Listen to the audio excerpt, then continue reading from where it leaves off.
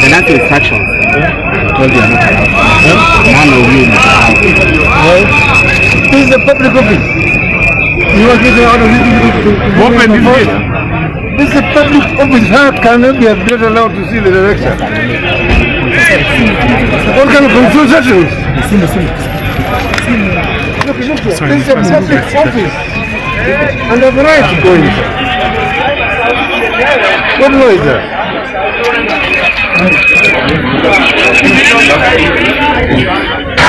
Don't problem.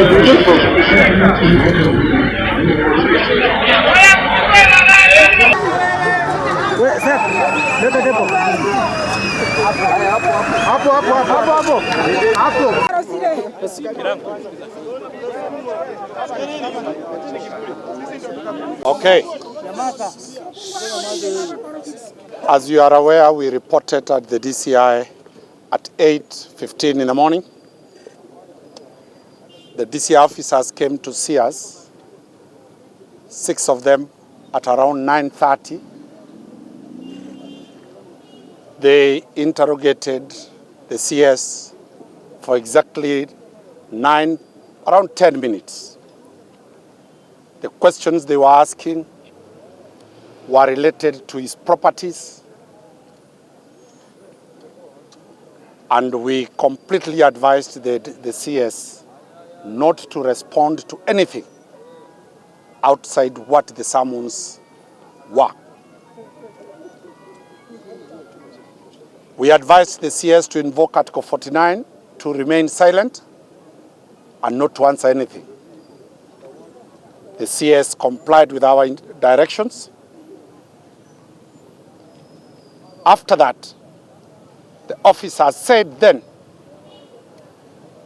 they will have to consult and make a decision. They have been consulting for the last 6 hours. We are in a boardroom. Myself, Senior Counsel Mogeni, Senator, Senior Counsel Otienda Moro, Honorable Stephen Mogaka for West Mogrango, Waziri, Wakili, Chris Wamalwa, Eugene, Wakili Samson Nyaberi, with the CS alone. We have the other officers, the police officers are on the next boardroom alone. We have been there more than 30 times asking them to tell us what the decision is. Is the CS under arrest? Is he detained or no? And every other time we are being told they are consulting, which seems that directions are coming from outside the investigators.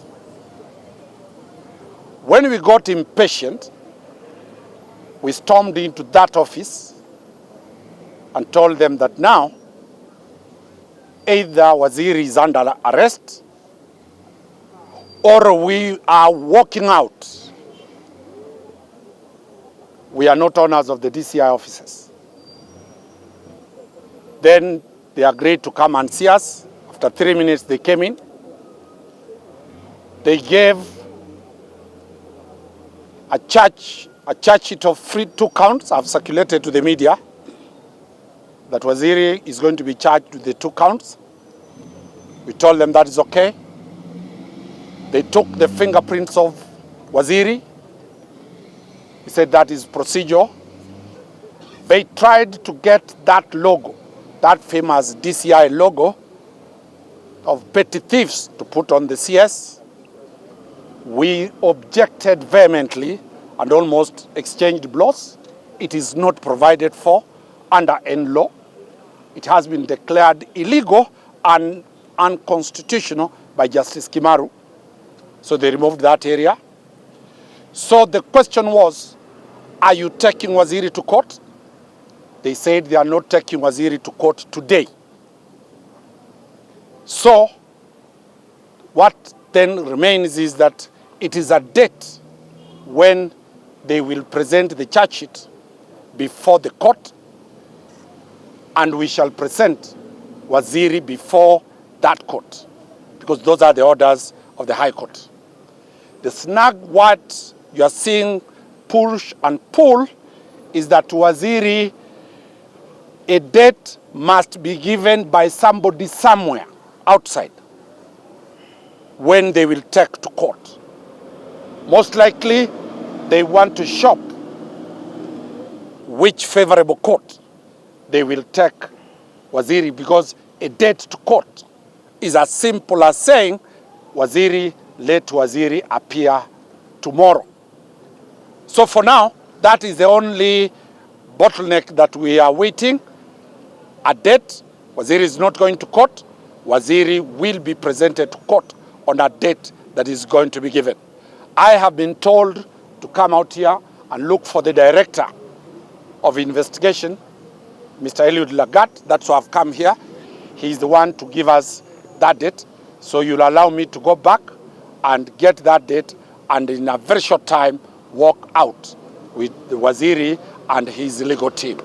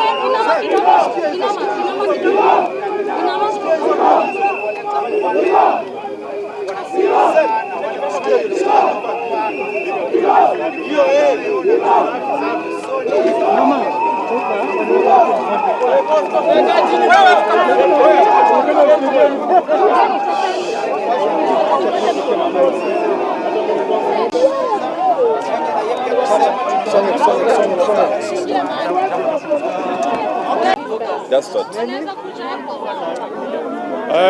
Okay, go ahead. Yes, are you ready? Yeah. Okay, members of the media,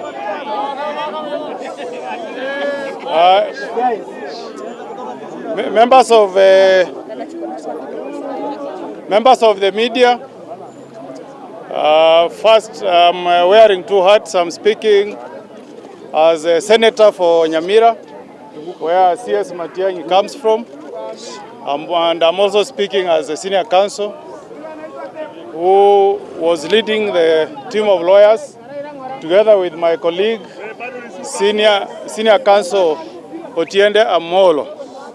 So first I want to assure Kenyans and watu wetu kule nyumbani, the Omogusi nation, that after staying in this building, DC headquarters, for the last 9 hours, the son of Omogusi, Dr. Fred Matiangi, is a free man with us here.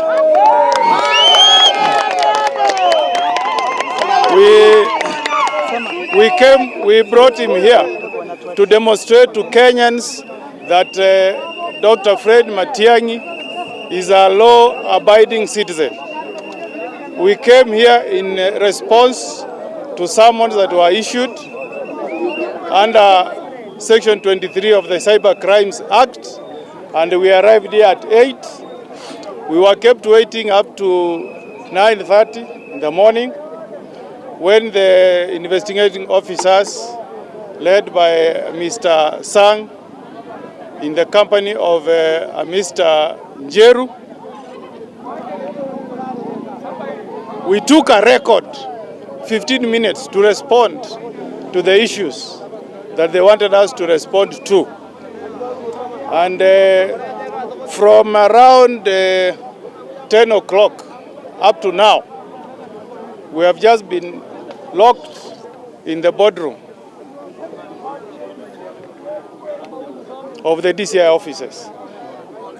So at around 2:30 in the afternoon, they came and they read a cautionary statement against Waziri on the two offenses, one under Section 317 of the Penal Code and another one under Section 23 of the Cyber Crimes Act. And then they told us they have not made up their mind whether there is any offenses disclosed. So we have had the CS released, and they have said if at all they will require him, they will let us know. I want to state as a senior counsel and as somebody who has lived in this country for many years that since the times of James Gishuru, the first interior CS, I've never seen a CS who leaves office and then is summoned by junior officers 4 months after a transition. I've never seen a CS other than this one, the son of Omogusi, sent to his home and having his home broken into by the police. This is the first one since independence. I've also lived in this country and seen many transitions of government. I was here when Moi left office. I was in this country when Kibaki left office. And now I've seen what has happened after Uhuru Kenyatta has left office. We had many people when Kibaki took office who were alleged to be serious criminal suspects, like the late Biwot. But we never saw President Kibaki becoming vindictive and going after people like Biwot. The CS who was in office, then Minister, Sunkuli, he left office in 2002 and he has spent 22 years peacefully in Masai land. Nobody has ever touched Sunkuli. Now he's an MP in parliament. But because some people think Omogusi, we are so useless, they have come after our Dr. Matiangi. We will not take this kindly as the Omogusi nation. President William Ruto campaigned on the platform that once he takes power, he will unite the country, he will not be vindictive, he will not go after people to harass them, but what we are seeing is different.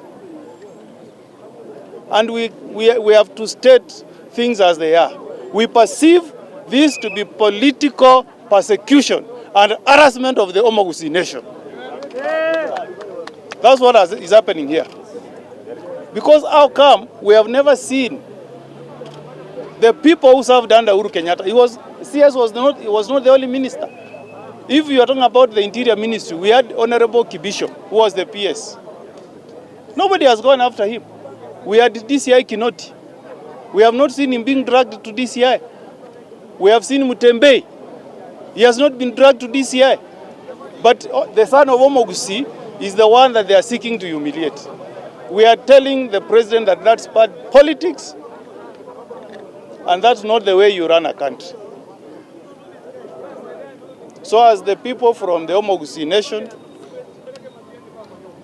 as a lawyer, I want to urge the Director of Public Prosecution to remain professional, not to be intimidated by any political forces, and to be true to the oath of office that he took. to ensure that it's not used by anybody to start political persecution of certain individuals in this country. We want the law to be applied fairly to everybody. That's the point we want to emphasize this afternoon. Senator, So now with the two. Hold on. Yes, with? Yeah. So I think that's all I want to state for now. We are ready. We are ready and willing to comply with any orders, if at all.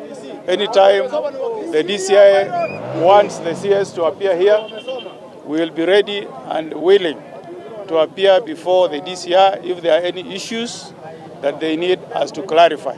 So we re-emphasize that Kenyans know that CS Matiangi was the most hard-working CS. We know what he did in the education sector. We know what he did in the Interior Ministry. We urge the President of the day to look forward and not to look at his rear mirror. We now want the country to progress. We don't want witch hunt. So I want to invite Senior Counsel Tiende to make a comment, and then I invite my senator from DC, Honorable Nyonka, and then the MP for West Mugrango.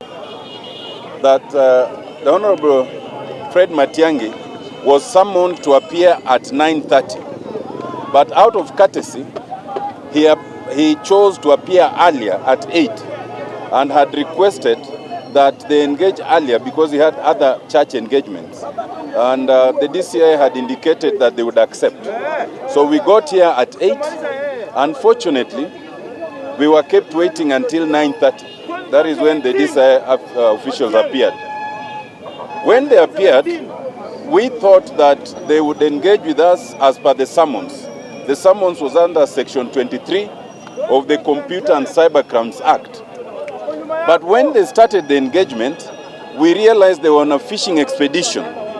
They were not asking questions about Section 23 or about what was contained in the summons. They were asking Dr. Matiangi everything about his life, where he lives, what property he has, what farming he has, and other things. So when we realized that they were on a fishing expedition, our client invoked his right under Article 49 not to respond to those questions that were not relevant to the summons. And therefore that engagement took all of just 15 minutes. So from 9:45, we asked them if therefore we could leave, and they told us we hold on. Essentially, we were held in those offices from 9:45 to just about now 5:15 for slightly over 9 hours. Essentially, the DCI detained Dr. Matiangi and us as the lawyers for those many hours because we do not have the leave to leave. It is only much later that then now they came with the cautionary statements charging our client, saying they intend to charge him under Section 23 of the Computer Cybercrimes Act and Section 317 of the Penal Code. Let the point be made here, and we made it to them, that is clear that this was not a criminal investigation. This was vendetta and witch hunt. It is also clear that the DCI were not acting of their own motion. It is clear that they were awaiting instructions on what to do with Dr. Matiangi. That is very clear to us, and we told them as much. Anyway, be it as it may, and this is my last point, we have now been held here with Dr. Matiangi for all of 9 hours. Dr. Matiangi, as a long-serving minister in various dockets, but lastly in Interior, ought not to be treated the way they have treated him. He had been subjected to inhuman and degrading treatment of a person of his stature. Let this government know that when you think you are mistreating Dr. Matiangi as a person, you are actually not mistreating him. You are lowering the standing of the office he held. And you are lowering the standing of our country, even in the eyes of foreigners. And you are therefore demonstrating to everyone that we are not a stable democracy. We are going towards a banana republic. And that will come to bite the very people who are trying to meet that on Dr. Matiangi. Thank you very much. Why my stomach pains as a mother is because after elections, Kenyans, we made prayers. And the prayers we made, we were thanking God for a peaceful election. There was no bloodshed, there was nothing. If we look around here, the number of police officers that have been deployed here, they should be in Elgeyo Marakwet, Kerio Valley, taking care of Kenyans because there are bandits there. Now they are treating Waziri Matiangi as a criminal. Yet, when the president took office, he said he's going to work with every Kenyan. He's not going to revenge. I'm standing here and waiting for the day we shall see that word from the president that he insisted he's going to treat all Kenyans equal. But what we are seeing here today, it's like it's witch hunt, and they've started doing what should not be done in this republic. Thank you. West Mugrango constituency and a member of the Justice and Legal Affairs Committee. I arrived at the DCI at 7 a.m.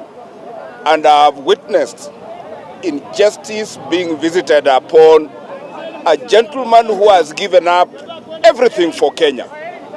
What he did for our education, we know. What he did for our ICT and digitization of communication, we know. What he has done for our security, we know. And then a person of this nature, with so much institutional memory, can be subjected to injustices of this magnitude. I want to thank the people of Gusii and the people of Kenya who have been fasting. Tulisema hata breakfast ikae, hata lunch ikae, mpaka Honorable Matiangi atoke vile ametoka. Na tutapambana na an injustice and Kenyans. Let us not be cowed. An injustice to one Kenyan is an injustice to all of us. Let us all stand up. Media, I thank you for standing for justice.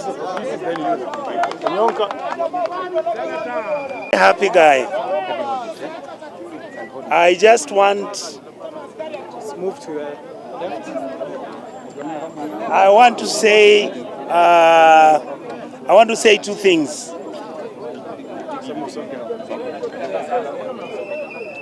Thing number one, I'm very happy to see Dr. Matiangi being released from this place.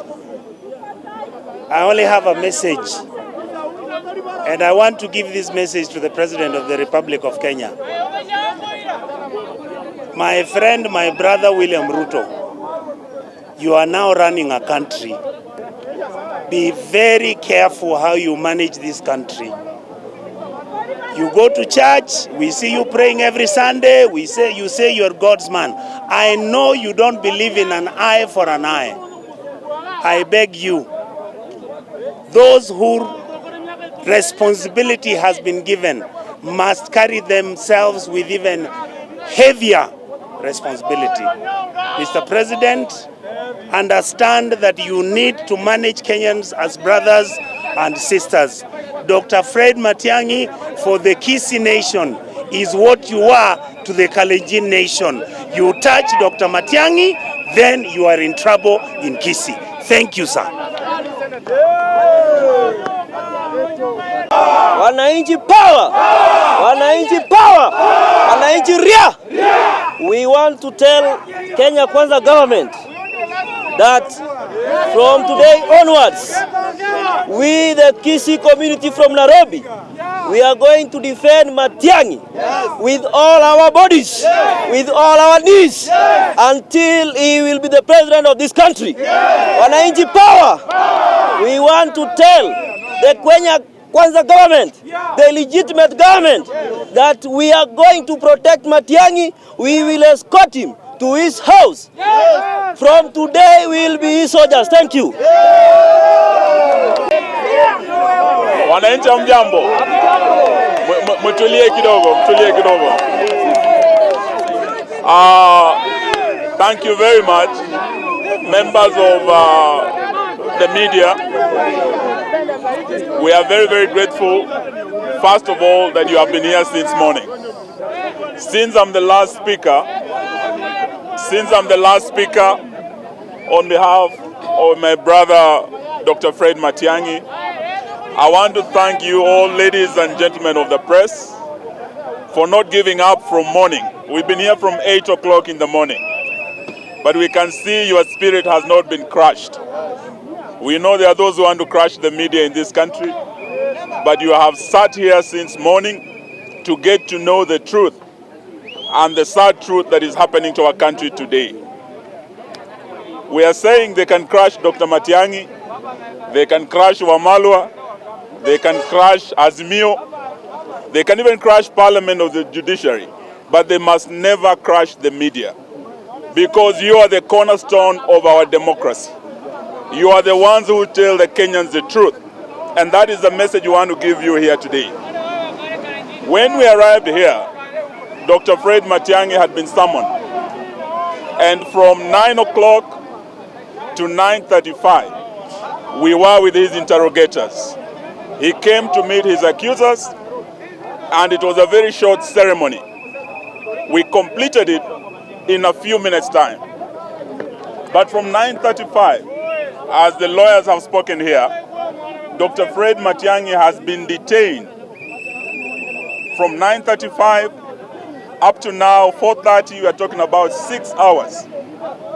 Minister for Interior, who has worked with distinction for this great country as a Minister for ICT, Minister for Education and Interior, and even Lands Office, to be treated in the manner he has been treated, for his home to have been raided, his children's bedroom was broken into. We are saying a travesty of justice, and this should not happen to any other Kenyan. However, we are also saying, looking at the charges, all we are hearing are allegations. Matiangi lied about the police going to his house. Matiangi lied about some information regarding the police. And there are no serious charges but allegations. We are convinced as the legal team that what is going on here is a vendetta. What we are talking about is vindictiveness. What we are talking about is vengeance by William Ruto and his Kenya Kwanza team against Fred Matiangi. For us who served with Matiangi in cabinet, we know that there was some differences between him and William Ruto. And today we want to speak to Ruto directly, that you cannot lead a country through vendetta. You cannot lead a country through vengeance. You cannot lead a country through vindictiveness.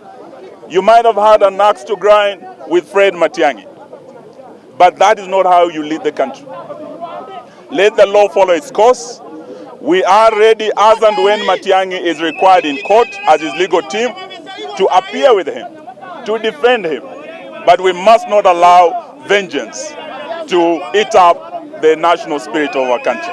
That is all we want to say, and we want to thank you all for bearing with us since morning, and we thank God that Fred Matiangi is a free man, and we will defend him. Asanteni sana, Mungu awabariki. Okay, so tumeshukuru